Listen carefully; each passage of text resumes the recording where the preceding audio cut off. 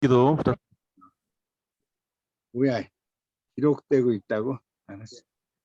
하나님 감사합니다. 오늘도 무더운 한날을 주님의 은혜로 잘 지내게 하시고 이 저녁 시간에 우리 목사님들과 우리 전사님 사모님들과 함께 하나님의 말씀을 배우고 또 익히고자 합니다.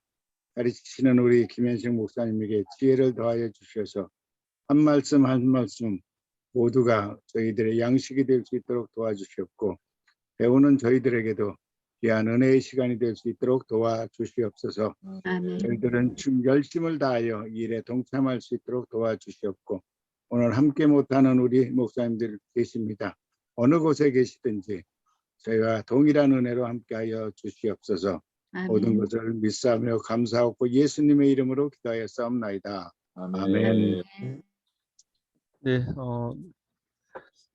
저기 오늘 보실 거는 교재 63페이지입니다. 그리고 신약에서 제 6부를 시작하실 건데요.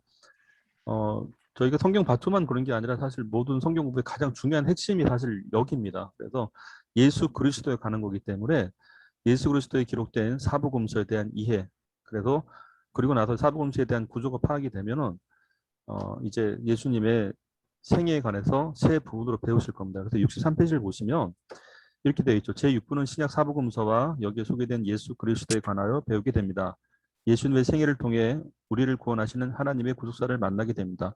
이 주제를 갖고 저희가 보게 될 건데요. 그래서 예수 그리스도에 대한 목차를 보면 이제 04번은 사복음서의 주제를 각각 보게 되실 거고, 그리고 05번은 예수 그리스도의 첫 번째 탄생과 어린 시절에 대한 얘기를 보실 겁니다. 사실 어린 시절에 대한 얘기가 부분은 많지 않죠, 성경에다. 그런데 기록이 되어 있기 때문에 그 의미를 보려고 하는 거고요. 둘째는 공생에 대한 부분입니다. 공생애가 우리한테 어떤 복음적인 의미가 있는 건가. 그리고 마지막으로 예수 그리스도의 십자가 부활 승천인데, 사실 우리가 이제 복음을 논할 때에 십자가 부활만 많이들 얘기하세요. 십자가 부활 이렇게 개만. 근데 사실 승천에서 나타나는 것은 상당히 중요한 신학적 의미가 있습니다. 복음적 메시지가. 그래서 이 승천에 관련된 부분들을 그래서 제가 세 개를 묶었는데, 십자가 부활 승천이 사실 성경을 근거로 해서 어떻게 우리가 복음의 의미를 가질 수 있는 건가, 그렇게 저희가 보게 될 겁니다. 그래서 모든 성경 공부의 가장 중요한 부분이죠. 제6부 예수 그리스도 가는 거기 때문에 이렇게 보시면 좋을 것 같아요. 구약의 모든 글들이 예수님에 관하여 기록됐듯이 사복음서 이후부터 모든 사도행전, 로마서부터 시작해서 요한계시록 모든 신약 이후도 사실은 사복음서 예수님에 대한 얘기죠. 네, 그렇기 때문에 오늘 이 6부는 예수 그리스도에 대한 어떤 신학적인 의미도 상당히 중요하게 여겨져야 될 부분이기도 합니다. 구원의 핵심 예수 그리스도이기 때문에 무엇보다도 예수님에 관해서 중요하게 봐야 될 부분입니다. 자, 이러한 점에서 저희가 64페이지 보도록 하겠습니다. 자, 오늘 방식은 이렇게 할게요. 저희가 갖고 계신 교재를 한번 쭉 훑어보고 같이 한번 공부하시고요. 그리고 마무리할 때 이제 PPT로 이제 정리가 됐기 때문에 PPT로 요약 정리하시면 좋지 않을까, 요즘 그 생각이 들더라고요. 이게 하다 보니까 이 되는 것 같아요. 이렇게 자연스럽게. 자, 그러면 64페이지 19가 그리고 신약에서는 네 번째 사복음서 주제인데, 보통 우리가 이렇게 질문을 많이 받는 경우가 있습니다. 목사님, 왜 예수님에 대한 얘기를 왜 네 번이나 하고 있나요? 그래요. 그런 질문을 많이 받으세요. 그래서 거기에 대한 우리가 흔쾌한 답변을 보기 위해서 64페이지 1번에 보시면 사복음서 4개의 시각 1개의 복음이라고 되어 있죠. 우리가 쉽게 알 수 있는 거는 마태, 마가, 누가, 요한은 그 저자에 따라 이름이 붙여진 겁니다. 그래서 마태 복음은 마태가 보았던 예수님에 대한 생애, 뭐 흔적들을 보게 되는 건데, 사실 이 복음에 대한 정의를 한번 우리가 짚고 넘어가면 좋습니다. 도대체 복음이 뭐냐 말할 때 많은 정의들을 내리세요. 그런데 가장 좋은 것은 성경에서 증언하는 복음의 정의가 상당히 좋습니다. 로마서 1장을 보시면요. 로마서 1장 1절에 이렇게 되어 있습니다. 자, 읽어드릴게요. 로마서 1장 1절에 예수 그리스도의 종 바울은 사도로 부르심을 받아 하나님의 복음을 위하여 택정함을 입었으니라고 되어 있습니다. 그러면 사도 바울은 본인이 사도로 부르심을 받게 된 것은 하나님의 복음을 위해서라고 되어 있단 말입니다. 그 복음에 대해서 나왔잖아요. 근데 이 복음이 2절부터는 뭐라고 되어 있는지 복음의 정의가 나와 있습니다. 그래서 로마서 1장 2절에 보시면 이 복음은 첫째, 하나님의 선지자들로 말미암아 그의 아들에 관하여 성경이 미리 약속하신 것이라. 그러면 당연히 하나님께서 선지자를 통해서 그의 아들, 그러니까 예수님에 대한 얘기죠. 그러면 이 복음이 가리키는 첫 번째는 예수님에 대한 얘기가 명시되어 있는 겁니다. 그러니까 하나님께서 구약의 선지자를 통해서 예수님에 대해서 나타낸 거라. 그래서 예수님의 그의 아들에 관하여 성경에 미리 약속하신 것 이렇게 되는 거죠. 그래서 복음은 당연히 예수님을 가리키게 되는 겁니다. 그런데 그럼 도대체 이 아들이 누구냐고 말할 때 바로 1장 3절에 나와 있습니다. 이 아들로 말하면 두 개로 나눠져요. 첫째는 육신으로, 둘째는 영으로 이렇게 돼 있단 말이에요. 그래서 1장 3절에 보시면 이 아들로 말하면 육신으로는 다윗의 혈통에서 나셨고, 그리고 둘째 영이겠죠. 성결의 영으로는 죽은 가운데서 부활하여 능력으로 하나님의 아들로 인정되셨으니, 여기까지 설명이에요 쭉. 그래서 결론 곧 우리 주 예수 그리스도 신이라 이렇게 되는 겁니다. 그래서 복음에 대한 정의를 보실 때는 로마서 1장 2절, 3절, 4절로 보시는 게 가장 정확합니다. 복음이 뭐요? 라고 할 때는 로마서 1장 2절에서 4절을 읽으시면 정리가 깔끔해요. 하나님의 아들 예수 그리스도, 육신으로는 다윗의 혈통으로, 성결의 영으로는 죽은 가운데 살리신 하나님 아들로 인정되신 그분 곧 우리 주 예수 그리스도, 이렇게 하면 좋습니다. 그러면 복음은 예수님에 대한 얘기겠죠. 이렇게 정리할 수가 있습니다. 그래서 뭐 여러 가지 뭐 말들이 있겠지만 사실 우리가 복음을 말할 때 대체적으로 그렇게 말하는 분들 계세요. 한자를 사용하시는 분들도 계세요. 뭐 물론 틀린 말은 아니겠죠. 복음, 복된 소리, 가스펠 이렇게 한단 말입니다. 근데 그것은 단어적 의미예요, 사실은. 우리가 명칭을 사용할 때. 그런데 복음이 가리키는 게 뭐냐 말이죠. 복음이 실제 누구냔 말이죠. 복음이 가리키는 게. 그래서 그것을 로마서에서는 아예 명시를 해놨죠. 우리 주 예수 그리스도라. 그리고 참고적으로 우리 주라고 말할 때 영어로 로드라 말하죠. 주. 그러면 우리는 그의 종이라고 많은 표현을 합니다. 그러면 주종 관계가 돼요. 그 주종 관계를 말할 때는 사실 핵심적인 관계가 있습니다. 말씀의 관계를 뜻하는 거예요. 그러니까 주인이 말할 때 순종하는 관계. 이게 바로 우리들이 하는 말입니다. 사실. 그래서 사도 바울은 자기를 예수 그리스도의 종이라고 표현하게 되는 겁니다. 그러니까 예수 그리스도의 종이라고 표현할 때는 예수는 나의 주라고 표현하게 되죠. 그래서 주종 관계는 말씀이 전제된 관계라 이렇게 보시면 좋습니다. 그러면 우리 주 예수라고 되어 있죠. 예수 그리스도죠. 그럼 참고적으로 예수의 뜻은 뭘까요? 이게 지금 복음을 풀어가는 겁니다. 주는 내가 그분의 말씀 따라 살겠다는 얘기가 되는 것이고, 그러면 예수는 뭐죠? 예수도 마태복음 기록된 대로 말씀하는 게 제일 좋습니다. 그 이름을 예수로 하라. 이는 저가 자기 백성을 저희 죄에서 구원할 자입니다. 이렇게 됐단 말이에요. 그러면 예수의 뜻은 무엇입니까? 우리의 죄 문제를 해결할 수 있는 유일한 분이 되는 겁니다. 그래서 이 예수는 우리의 구원자가 되게 되시는 거죠. 죄 문제가 해결되는 걸 다른 말로 구원받다고 표현하게 되는 겁니다. 원래 죄사함과 칭의는, 의롭다 칭의받는 건 같은 얘기예요. 사람이 의롭게 되는 것은 예수님으로 인하여 죄를 사함 받았을 때만 가능한 겁니다. 그러니까 죄사함 받았는데 뭐 그 사람은 아직 의롭지가 않다고? 아니에요. 사람이 의롭게 되는 것은 예수님으로 인하여 죄사함 됐기 때문에 의로워지는 겁니다. 그래서 인간에게서는 의를 찾을 수가 없어요. 하나님의 의밖에 없습니다. 우리가 구원받게 되는 거는. 그래서 이게 죄사함과 칭의는 같은 얘기입니다. 붙어 있어요, 사실은. 당신이 예수 그리스도로 인해 죄사함 받았습니까? 그러면 당신은 이제 하나님께서 의롭다 칭해 주시는 겁니다가 되는 겁니다. 그거예요. 그렇기 때문에 예수라는 말을 우리가 이제 설명을 해줄 때는 성경에 기록된 대로 마태복음 다시 말씀드리지만 이는 저가 자기 백성을 저희 죄에서 구원할 자라고 되어 있습니다. 그러니까 예수는 뭐죠? 죄사함의 이름이 있는 하나님의 아들 이름이 되겠죠. 그러면 그리스도는 뭐냐 말이에요. 주 예수 그리스도라 말하기 때문에. 그래서 그리스도는 하나님께서 우리 직설적으로 표현하면 이거예요. 하나님이 기름 붓다는 뜻이에요. 엄밀히 말하면. 근데 하나님이 기름을 부을 때는 두 가지 역할이 있습니다. 첫째는 우리에게 대제사장으로 보내시기 위해서. 둘째는 우리에게 왕으로 보내주시기 위해서. 그래서 예수님이 우리의 왕이며 성경 기록에 보면 우리의 대제사장으로 오시다고 되어 있죠. 그러면 성부 하나님이 그리스도로 직함이에요. 그리스도는 직함입니다. 그리스도로 부여하신 이가 예수님밖에 없다는 얘기입니다. 이런 관계가 되는 거예요. 그래서 주 예수 그리스도라는 이 말 자체를 우리가 좀 성경 안에서 성경이 나타내듯이 그렇게 이해하고 있으면 좋지 않을까라는 생각이 드는 겁니다. 다시 정리해드리면 복음은 예수님이에요. 이 공식이 성립하는 게 좋습니다. 복음은 예수님이죠. 이 예수님이 우리가 표현할 때는 로마서 1장 아까 4절에 보니까 곧 우리 주 예수 그리스도라고 되어 있기 때문에 그렇습니다. 그래서 한 번쯤은 우리가 자주 쓰는 말이긴 한데 주 예수 그리스도란 말을 자주 써요, 이제까지. 그런데 주가 뭐며 예수가 뭐며 그리스도가 뭔지를 좀 설명해 주는 게 좋지 않겠는가? 이렇게 되는 겁니다. 다시 한번 우리가 정리하면 그렇습니다. 주는 말씀 관계라. 예수는 죄사함, 죄사함의 이름에 권세가 있다라는 거. 그리고 그리스도라는 성부 하나님이 기름 부으셨다. 우리에게 왕으로 대제사장으로 보내주신 유일한 분, 이렇게 되게 되는 겁니다. 그러니까 주 예수 그리스도는 죄사함도 있고 우리의 왕이 우리 대제사장도 되며 우리의 죄사함도 있으며 다 포함된 이름이 되겠죠. 그래서 이런 입장에서 복음은 정리가 되는 겁니다. 복음은 예수님, 이렇게 정리가 되겠죠. 자, 그렇다면 64페이지 돌아오셔서 그 네. 질문, 네. 그 죄사함과 칭의가 음.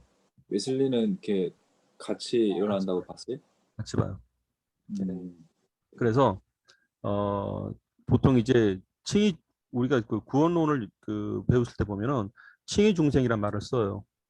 원래 엄밀히 말하면 칭의 은혜 뭐 중생 이렇게 표현하긴 하는데 엄밀히 말하면 붙어 있는 단어입니다. 이게 왜냐하면 의롭게 될 때 동시에 내가 새롭게 태어난다고 되어 있는 거예요. 그러니까 새롭게 태어난다는 얘기는 이 사람이 더 이상 죄를 묻지 않겠다는 얘기입니다. 그래서 칭의 굳이 순서를 보자면 칭의 중생이에요. 의롭게 해 주셨기 때문에 내가 새롭게 태어난다 이렇게 된다는 얘기죠. 근데 이게 순서랑 그렇게 배치가 되어 있는데 시간적 차이가 없다는 겁니다. 순서랑 그렇게 되는 거고, 그리고 또 하나는 이제 칭의 조건이 있습니다. 원래 칭의라는 얘기는 하나님께서 의롭다고 인정해 주시는 거죠. 불러주시는 거예요. 근데 우리가 의롭게 되는 이유는 딱 하나예요. 죄 문제 해결될 때입니다. 사실은. 그래서 저도 옛날에는 이게 죄사함과 칭의가 별개인 줄 알았어요. 사실은. 근데 그게 아니고 죄사함이 됐을 때 동시에 의롭게 된다. 의롭게 되는 전제 조건은 죄가 사해질 때예요. 그 순간에. 그러니까 하나님께서 더 이상 죄를 묻지 않는 거죠. 그 죄를 묻지 않는다. 이 사람이 하나님께서 의롭게 됐다. 이렇게 표현하게 되는 건데, 칭의 중생이 됐을 때, 새롭게 태어날 때 됐을 때, 이 얘기가 있습니다. 예수님께서 너희가 거듭나지 아니하면 하나님 나라를 볼 수 없다고 되어 있잖아요. 거듭나지 아니한다면. 그렇다면 이 거듭난다라는 얘기는 어떻게 거듭날까요? 성경에서 물과 성령으로 되어 있단 말이에요. 그러면 물과 성령으로 거듭난다. 이 물이 뭔가 아니 세례라고 되어 있습니다. 성경에서는. 그럼 성령으로 거듭난다는 게 뭘까? 성령의 내주 역사예요. 성령의 내주 역사에서 성령이 그의 영과 더불어 하나님의 자녀가 되었다는 걸 증거해 주는 겁니다. 이 사건에 대해서는. 근데 요거는 그 물과 성령으로 거듭나는 부분들은 조금 좀 약간 길 수 있어요. 그건 제가 별도로 시간을 좀 내볼게요. 그 부분에 대해서. 자, 중요한 거는 아까 말씀드린 거 우리 최진호 목사님 그 말씀하셨던 것처럼 죄사함과 칭의는 붙어 있어요. 근데 만약에 우리가 예수 믿는 믿음이 그 안에 들어가고 예수님께서 하나님께서 너의 죄가 사해졌다고 말씀하실 때 동시에 나타나는 것이 그 증거가 성령이 이제 너는 하나님의 자녀가 되었다는 걸 증거시켜 주는 겁니다. 그럼 하나님의 자녀가 되었다는 그 증거는 뭔가? 로마서 8장에 있는 말씀인데 성령이 친히 너의 영과 더불어 네가 하나님의 자녀라는 걸 증거해 주겠다고 했는데 이 증거는 하나님의 나라가 이루어지는 건데 두 가지 열매가 있습니다. 첫째가 행복이며 둘째가 거룩입니다. 근데 이 행복이 뭔가 하니 하나님의 자녀가 됐다는 행복이에요. 관계가 회복이 됐다는 얘기입니다. 그러니까 하나님께서 우리를 더 이상 이제 멸망으로 원수 뭐 그런 입장으로 보는 것이 아니라 총의 대상으로 보게 되는 거죠. 그 첫째는 그 하나님의 자녀로서 갖게 되는 행복이에요. 그 둘째는 그로 인해서 나타나는 것이 거룩한 행동이 나타나고 되어 있는 겁니다. 그러니까 이게 이 사람이 거룩하게 됐기 때문에 행복한 게 아니고요. 하나님의 자녀가 됐기 때문에 그 행복으로 거룩이 나오게 되는 겁니다. 그러니까 거룩하기 때문에 행복한 게 아니라 행복하기 때문에 거룩해진다는 얘기예요. 그러니까 요 순서는 중요한 겁니다. 그래 우리가 이렇게 보시면 돼요. 뭐 하나 예를 들어 볼까요? 근데 좀 약간 좀 그런 얘기긴 한데 남녀가 사랑을 하게 되면은 그러잖아요. 막 마음에도 없어요. 근데 막 행동을 잘한단 말이에요. 근데 물론 그런 거 좋아하는 분들도 계신데 그게 아니고 마음에도 없는 행동이 아니라 이미 사랑하기 때문에 그를 위해 행한다는 겁니다. 그것이 성경에서 가르치는 겁니다. 그래서 만약에 이제 마음에도 없는 행동을 한다고 표현할 때 그런 걸 갖고 성경에서는 또는 율법주의라 표현하게 되는 거고 또는 마음에도 없는 행동한다 회칠한 무덤이라 표현하게 되는 거고 이렇게 되는 거죠. 네, 그런 입장에서 보시면 좋은데 그래서 죄사함과 칭의는 같은 붙어 있다라는 거 말씀드립니다. 자 계속해서 말씀드릴게요. 그래서 64페이지 사복음서라고 표현할 때 복음이라는 단어를 우리가 집중해서 보자는 얘기예요. 이게 복음은 예수님이라는 거. 이렇게 보면 쉬워요. 그래서 마태가 보았던 예수님의 모습, 마가가 보았던 예수님의 모습, 누가가 보았던 예수님 모습, 요한이 보았던 예수님의 모습인데 어, 그 문학 박사 뭐 지성인의 대표라 말하는 이혜령 씨께서 그 간증을 많이 알고 계실 겁니다. 그 본인의 딸로 인해서 본인이 이제 예수 믿게 된 거죠. 그런데 그분이 했던 질문 가운데 그게 있었습니다. 사복음서에 대한 질문인데 처음에 본인이 봤을 때 사복음서를 보고 안 믿겨지더래요. 이게 왜 안 믿겨지는 거 아니? 이건 가짜가 아니야 말이에요. 그분의 주장이에요. 처음 주장인데 왜 그런 거 아니? 어떻게 하나의 사건을 갖고 네 사람이 다르게 얘기하냔 말이에요. 그러니까 이건 가짜가 아니야 이렇게 한 거예요. 정말 똑같다면 같이 내용이 같아야지 왜 다르냐 이렇게 얘기를 하더라고요. 근데 그게 자기 처음 의심이었대요. 그런데 시간이 지나 보니까 오히려 네 사람의 얘기가 똑같다면 그게 사기 같더래요. 그러니까 그런 갖고 그런 일들 때문에 실험을 한 적이 있었습니다. 하나의 예를 들어보면 어떤 거 아니 한 클래스 안에다가 학생들을 갖고 한 30명, 40명 앉혀 있습니다. 예를 들어서 그리고 나서 이 하나의 테스트예요. 그럼 이 학생들한테 실험을 하는 겁니다. 하나의 대표적 그림을 알려드릴게요. 어머니가 아이한테 자녀한테 예를 들어서 이제 설명이 없어요. 10,000원짜리를 줬습니다. 이 아이한테. 자, 그럼 이 상황을 써보세요라고 하는 거예요. 그러면 똑같이 쓸 수 없겠죠. 그죠? 그럼 어떤 일이 벌어지는 건가? 누군가는 엄마가 아이한테 뭐 맛있는 거 사 먹어 주는갑다. 응? 예를 들어서 엄마 입장에서 쓰는 거예요. 어떤 아이들은 계속 그죠? 아이가 참 엄마의 사랑을 받아 좋겠다 이런 식으로. 그런데 이게 다 달라요. 이가 갖고 뭐 사 먹으려면 했는데 표현이 다 다르게 했죠. 아이가 많이 걱정돼서 주는 거다. 둘째 아이가 사랑해서 주는 거다. 셋째는 뭐 이제 엄마가 참 힘들게 벌어온 걸 주는 거다. 다 다르게 했죠. 근데 예를 들어서 똑같이 썼다 쳐요. 똑같이. 3, 40명이 똑같이. 그러면 서로 베끼지 않을 바에는 답이 안 나옵니다. 그거더라고요, 보니까. 자, 그렇다면 중요한 거는 사실 우리가 이제 이건 하나의 그 일반적인 질문에 대한 예시를 위해서 제가 말씀드리는 건데 성경의 얘기를 들춰보면 조금 더 쉽게 이해할 수 있습니다. 마태복음은 아시죠? 이제 마태복음은 족보 얘기가 등장합니다. 첫 스타트가. 근데 마태도 등장하고 누가도 등장을 해요. 근데 마태 누가 족보가 달라요.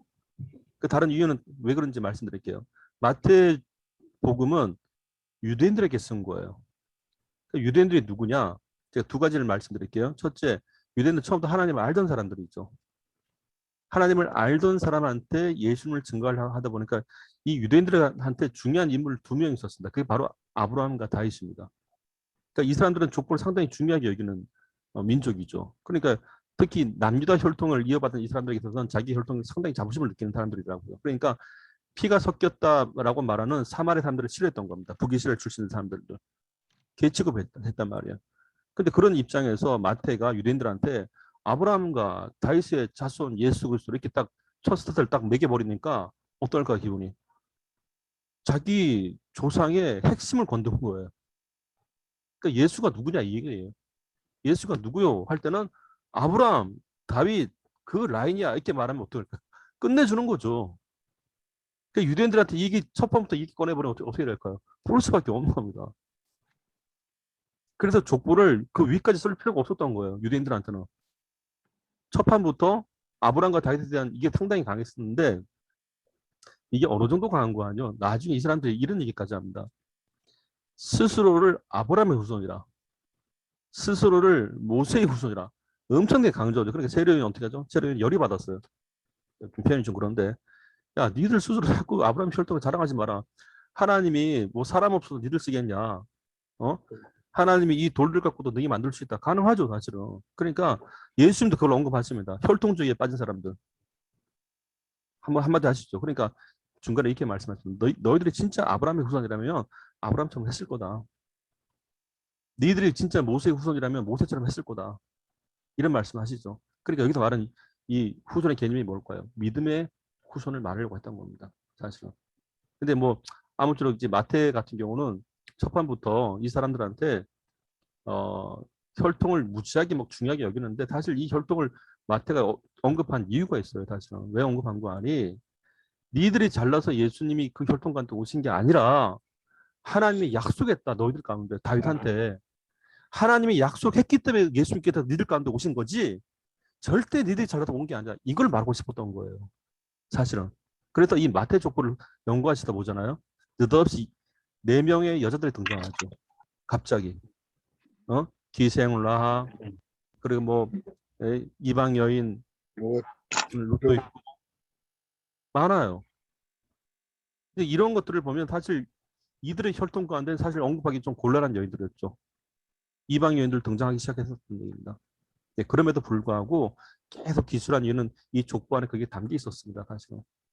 그러니까 엄밀히 말하면 니들이 그렇게 귀하게 뭐 자랑스럽게 여겼었던 아브라함과 다윗도 사실은 아브라함과 다윗이 잘나서 그런 게 아니라 하나님이 그들 통해 약속을 이루어줬기 때문에 그래서 그 혈통을 하나님께서 인간의 공로와 상관없이 하나님께서 약속을 지켜주신 거야. 이걸 말하고 싶었던 게 마태 족보예요, 사실은. 그래서 마태 복음의 첫 스타트를 이렇게 아브라함과 다윗에 대한 족보를 나열한 이유, 하나님이 약속을 지키셨다.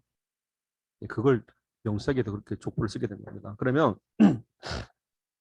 마태 복음은 당연히 유대인들을 향해서 쓴 뉘앙스가 있겠죠. 그래서 우리가 이걸 기억하기 위해서 힌트 하나 드리겠습니다. 한번 따라해 보세요. 마태 유태. 마태, 딱 기억하셔야 돼요. 마태 유태. 마태, 기억하시겠죠? 네. 예, 바로 이겁니다. 아하, 그럼 마태복음 유대인들 위해서 쓴 거구나. 이러면 정리가 쉽게 돼요. 예. 자, 그리고 이걸 굳이 재밌는 거는 제가 이제 청소년 사역을 하다가 재밌는 걸 하나 발견했습니다. 질문이 그거예요. 목사님, 성경을 어디서부터 읽어야 됩니까? 라고 질문을 많이 와요. 그런데 뭐 때로는 창세기, 뭐 때로는 시편 막 많잖아요. 우리 부모님들은 잠언 막 많이 읽으셨잖아요. 그죠? 머리 좋아질 줄 알고 있었어요. 그런 일들이. 자, 그런데 사복음서를 보니까 재밌는 게 있더라고요. 지금은 이제 문과학과 많이 약해졌는데 저는요, 마태복음은 정통적으로 이렇게 유교의 성격이 강한 집안들이 마태복음 이름 좀 좋다고 봐요. 전통을 좋아하는 집안들. 그리고 쉽게 말하면 대대로 믿어온 집안들. 왜냐하면 최소한 이 얘기 가운데 보면 약간 권위적인 거 있습니다. 그리고 나서 이 안에 뭐 어떤 게 아니 혈통적인 거 약간 좀 들어가 있어요. 그리고 나서 최소한 마태복음 첫 판부터 읽으려면 그래도 구약 내용을 어느 정도 알아야 됩니다. 왜? 생판 사람 이름만 계속 나타나고 있잖아요. 그런데 성경을 모르는 사람한테 한번 마태복음 1장 읽어보라고 해요. 이 사람이 누구? 이 사람이 누구? 나중에 머리가 휑해진다니까요. 그러니까 구약을 모르고 마태복음 읽어보라고 그랬어요. 희한합니다, 이거. 생판 모르는 사람만 계속 지나가는데 그게 읽힐 리가 없잖아요. 그래서 최소한 오래도록 신앙생활 하시고 많이 들은 흔적이 있다면 마태복음 저는 추천하는 거고 둘째는 마가복음이에요. 이 마가복음은 대상이 이렇게 보시면 좋아요. 이 당시에 예수님께서 기록된 이 당시에 누가 지배하고 있었죠? 로마죠. 기억나십니까? 이아파페헬로 로마예요, 로마. 그죠? 누가 지배했죠? 누가? 로마가. 누가? 로마. 됐나요? 아하. 죄송해요. 마가. 마가. 로마가. 죄송합니다. 로마가 지배하고 있었다. 그겁니다. 죄송합니다. 정정. 누가 지배하고 있었다? 로마가. 마가. 이겁니다. 근데 이 로마인들은 어차피 이제 지배층 사람들이잖아요. 이 사람들이. 그러다 보니까 예수님은 섬기는 입장에서 많이 표현이 돼요. 그래서 약간 지배적 영향과 섬기는 자 이런 모습들이 보여지는데 정정할게요. 마태복음은 대대로 믿은 사람들. 그러니까 죄송합니다. 다시 정정할게요. 마태복음은 대대로 믿은 사람들한테 읽혀주면 좋다는 거. 성경 지식이 있는 사람들한테. 둘째, 마가복음은 죄송합니다. 마가복음이 약간 유교적 스타일. 유교적 스타일 읽으면 좋고 누가복음은 이과생들 좋습니다. 왜냐하면 따지는 거 엄청나게 좋아합니다. 원인, 근거 찾아 헤매기 시작하고 그래도 족보를 얘기해도 갑자기 마리아부터 시작해서 갑자기 위로 치고 올라가는데 어디까지 올라가는가? 아담까지 올라가는데 아담 위까지 올라가요. 하나님까지. 그겁니다. 이게 신기해요. 그 내용을 살펴보면 뭐 별로 중요할 것 같지 않은데 세상에 다 기록해 놨습니다. 근거를 대야 돼요. 그래서 재밌는 게 이제 누가복음은 헬라인들을 위해 쓴 거예요. 헬라인들은 이성적, 합리적, 보편적 다 들어가 있습니다. 그래서 자세하게 설명을 해줘야 하기 때문에 그래서 누가복음엔 족보도 거슬러 올라가게끔 계속 찾아 올라가는 그런 형식이 있더라고요. 자, 그러면 누가복음은 이과생들한테 읽으면 좋다라는 거.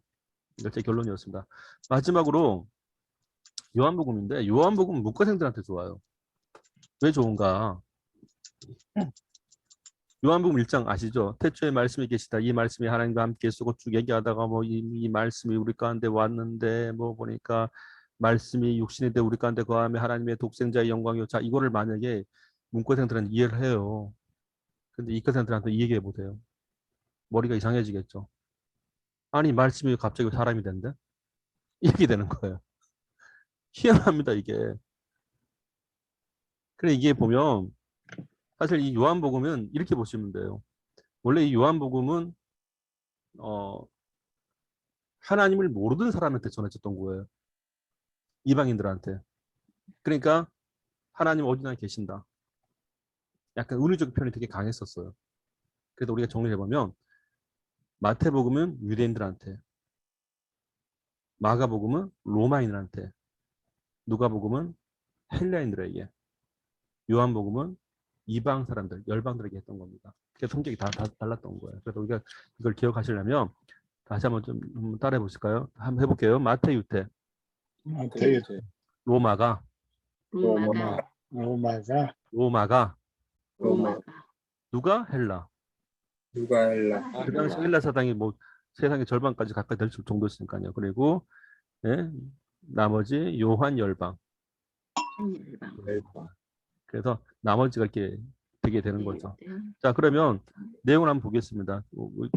64페이지 내용 보시면 다 정리되실 겁니다. 이제 마태는 유대인들한테, 마가는 로마인, 그리고 누가는 헬라인, 요한은 열방. 정리가 되겠죠? 그래서 예수님의 모습도 왕으로 또 종으로 또는 인자, 구원자, 사람의 모습으로 구원자가 오셨다. 그다음 예수님은 하나님과 같은 분이시라 이렇게 되어 있고요. 그리고 동물의 비유는 뭐 사자, 황소, 사람, 독수리 이렇게 비유가 계시록과 연결돼서 우리가 볼 수 있는 부분입니다. 근데 쭉 내려가시다 보면 족보이기가 또 등장하게 되고 족보의 성격이 다르다는 거. 그리고 마태와 누가의 족보가 있는데 왕의 계보적 입장과 사람의 혈통으로 올라가는 것이 또 있고요. 그리고 하나 더 말씀드리면 간혹가다 이렇게 제가 이단 사역을 하다 보니까 이거 팁 하나 알려드릴게요.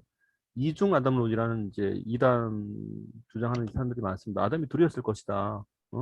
그래서 이제 그걸 깨는 방법 중에 하나는 누가 족보입니다. 누가 족보.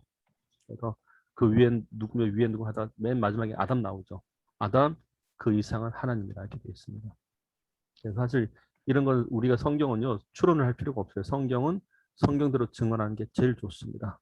자, 그러면 이제 두 번째 사복음도 줄거리 되는데 마태복음 되어 있죠. 그 마태가 증언하는 예수님에 대한 얘기인데 옆에다가 써주시면 좋습니다. 마태 유태라고 마태복음 옆에다가 한 번 더 기억할 수 있겠죠. 마태 유태. 자, 그러면 이렇게 되어 있습니다. 세리가 뭐죠? 이때는 세금 징수원이죠. 오늘날 치면. 근데 이 세금 징수원의 위치는 사실 이스라엘 사람들은 별로 환대를 받지 못했습니다. 왜냐하면 세금을 거둬도 누구한테 갖다 주냐? 로마한테 갖다 주는 거죠.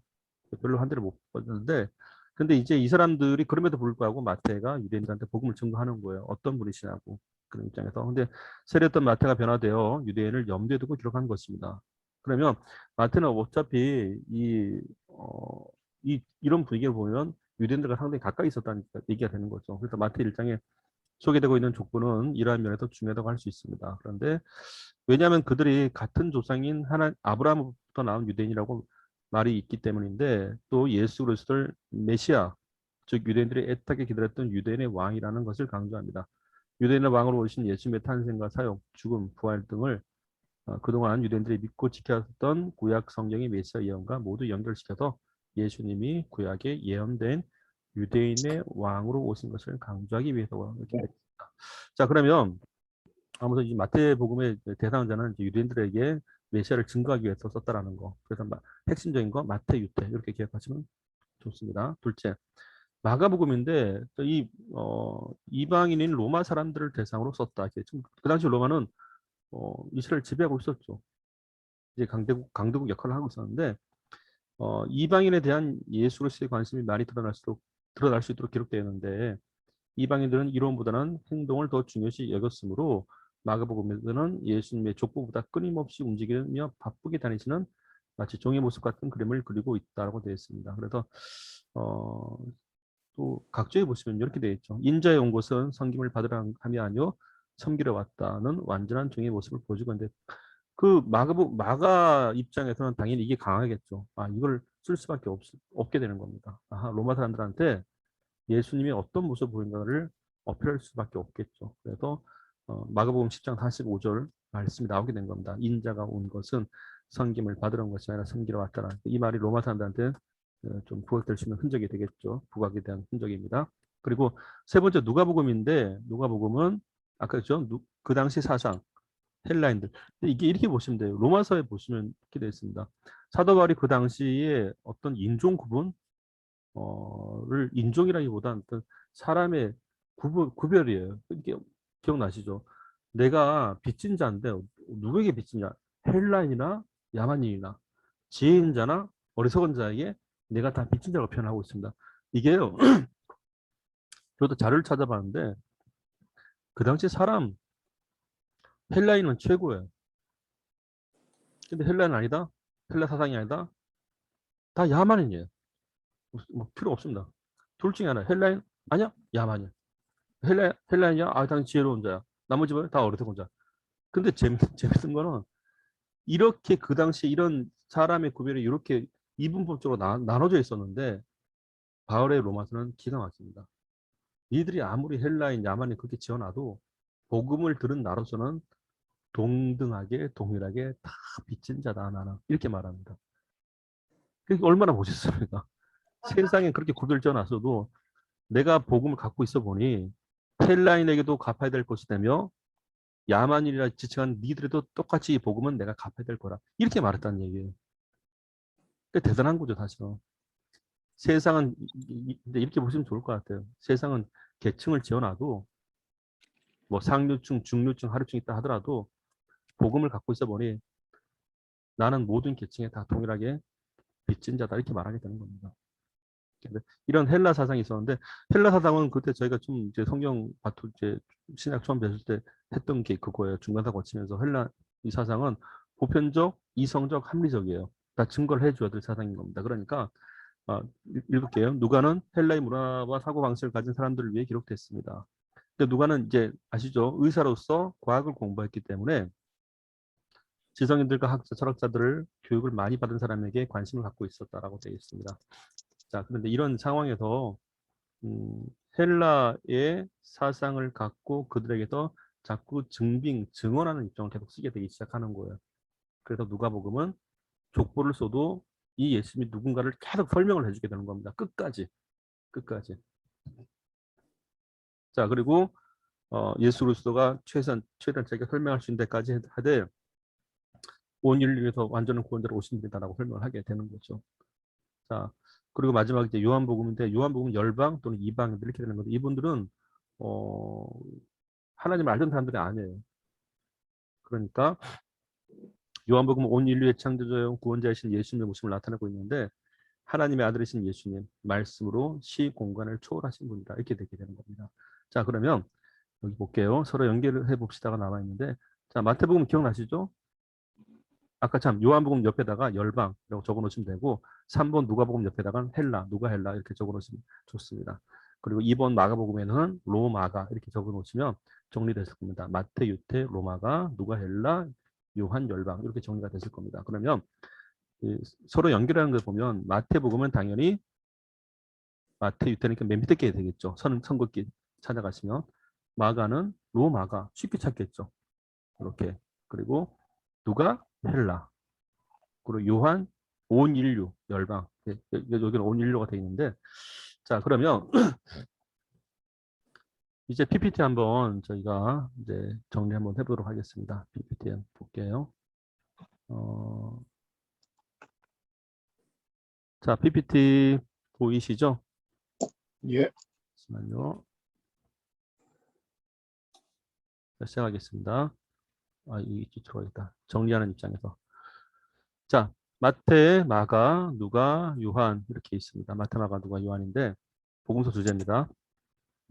네 사람이 기록을 했는데 보통 우리가 이제 그래도 마태, 마가, 누가는 신학적으로는 공간 복음서라고 그래요. 같은 관점이 있었다. 근데 요한은 조금 다르게 썼던 것 같아요. 그래서 공간 복음서, 여기 요한 복음 따로 이렇게 분리를 하게 되는데 있습니다. 자, 기억나시죠? 우리 방금 다 공부하셨잖아요, 이제. 그렇죠? 지금 요약 정리하시는 거예요. 그래서 자 보이시죠? 따라할게요. 마태, 유태. 마태, 유태, 그죠? 마가죠? 로마가. 로마가, 자, 누가 헬라. 누가 그 헬라, 당시에 이제 헬라인이 있었다는 얘기죠. 그리고 요한 열방. 요한열 열방, 이렇게 기억하시면 돼요. 자, 다시 한번요. 네, 자, 다시 한번요. 마태, 유태, 마태 유태, 마가, 로마가, 로마가, 누가 헬라. 헬라, 요한열방 요한 열방. 우리가 이제 성경 공부를 성경을 가르치실 때 이런 질문 나와요, 사실은. 왜 같은 얘기를 네 번이나 썼습니까? 이런 질문들이. 그래서 이런 수신자가 달랐다라는 거. 그래서 이런 관점에서 설명해 주면 좋고요. 그리고 만약에 질문이 없다 하더라도 우리가 한 번쯤 우리 왜 목회하시다 보면 성경 정독하시잖아요, 간혹 가다가. 그때 이런 걸 미리 설명해 주면 상당히 도움이 많이 되겠죠. 자, 그다음 보겠습니다. 벌써 끝났나? 아유, 죄송합니다. 자, 제가 PPT를 너무 간단하게 만들었구나, 이때는. 아하. 그러면 제가 그거 하나 알려드릴게요.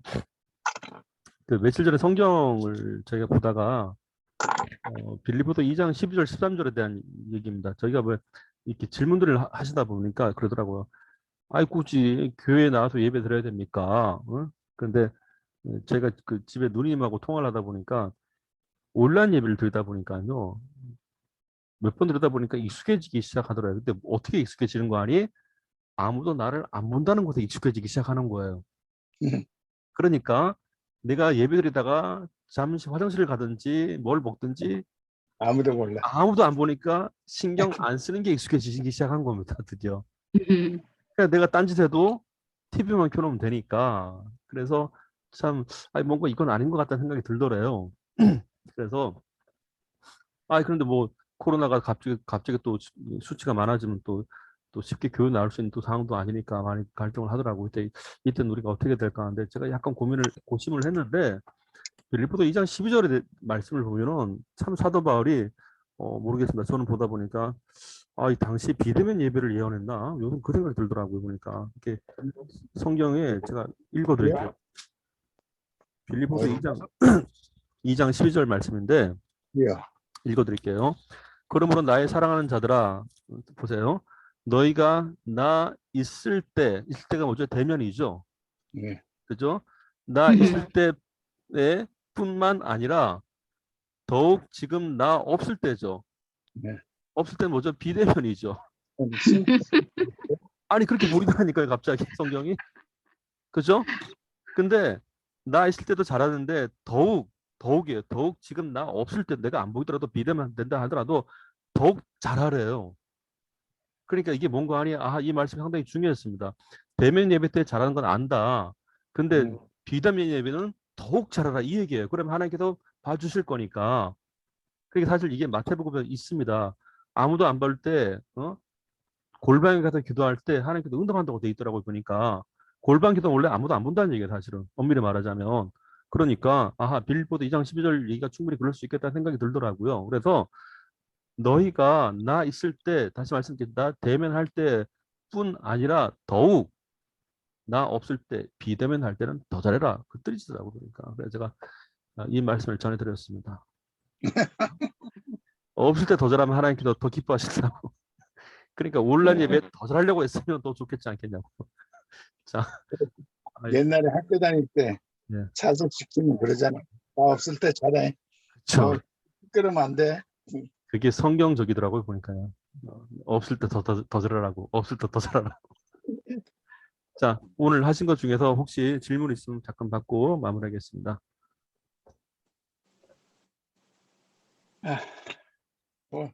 원체 명관이라 볼 때 질문이 없어. 질문. 요약도 잘해주셨고. 자, 그래도 간만에 이렇게 뵙게 돼서 너무 감사드리고요. 이제 우리가 다음 주에는 이제 예수님의 실제 사역을 들어갈 들어갈 예정입니다. 그래서 저는 이제 예수 그리스도가 시작되면 조금 긴장을 해요. 사실은 정말 중요한 메시지가 이 안에 다 있기 때문에. 그런데 예수님을 어떻게 보느냐, 뭐 우리 다 볼 수 있습니다. 뭐 66페이지 잠깐만 우리가 예수 차례 한번 보고 마무리할게요. 66페이지 보시면 여기 핵심적인 단어가 나와요. 예수님께서 이 땅 가운데 왜 오셨을까? 그리고 동정에 대한 문제, 그리고 가장 낮은 자의 뜻이라는 게 뭘까? 뭐가 정말 낮은 자일까? 그리고 12세 때 잠깐 언급된 소년 시절의 예수님에 대한 모습, 이런 것들이 상당히 중요한 부분입니다. 그래서 다음 시간에는 예수 그리스도의 어린 시절, 탄생과 어린 시절에 대해서 아마 우리가 보게 될 것 같습니다. 같이 공부하게 돼서 너무 감사드리고, 그리고 제가 혹시 잊을까봐 기도 노트를 만들어 놨고, 우리 여기 함께 공부하는 분들 새벽마다 기도하고 있습니다. 제가 길게는 아니지만 그래도 잊지 않으려고 하나님께서 우리가 함께 공부하는 것을 저는 하나님께 기뻐하시라 믿습니다. 그래서 우리가 말씀을 정말 은혜 가운데 많이 알아서 또 저뿐만 아니라 우리 뭐 장로님, 전사님, 우리 목사님들 말씀 증가하는 건데 하나님의 좀 큰 역할을 되셨으면 하는 바람입니다. 자, 네. 오늘 제 마무리 기도는 저기 우리 김다희 목사님 좀 빨리 들으셨죠? 자, 빨리 들으면 기도하셔야 돼요. 오늘 안 맞추시려고 했는데 자, 기도하고 마치겠습니다. 하나님 아버지 감사합니다. 저희들에게 좋은 날 허락하시고 또 이 새로운 날 늘 주님 앞에 살아갈 수 있도록 인도하시지 감사합니다. 제가 네. 말씀 내 기도 가운데 성령의 능력 가운데 이 하루를 주님께 영광 되는 날 되길 소원합니다. 특별히 오늘 또 이렇게 성령 파트로 김현신 목사님 이렇게 강의로 저희가 또 말씀을 보았습니다. 또 복음서와 관련되어서 이렇게 말씀을 봤습니다. 정말 우리 구원을 위해 세상에 오신 예수 그리스도를 저희가 바라보며 예수 그리스도께서 가신 그 길을 따라가며 늘 우리의 마음을 순종하며 말씀 가운데 더욱더 함께 붙들린 자로 살아가는 자들 될 수 있도록 인도하여 주시옵소서. 아멘. 기뻐하는 밤 저에게 편안한 잠자리를 허락하시고 또 새로운 하루를 또 시작할 수 있는 힘을 주셔서 그날 하나님께 영광 나타내는 복된 주님의 자들 될 수 있도록 인도하여 주시옵소서. 감사합니다. 우리 주 예수 그리스도의 이름으로 기도합니다. 아멘. 아멘. 네, 감사합니다. 한 주간 승리하십시오.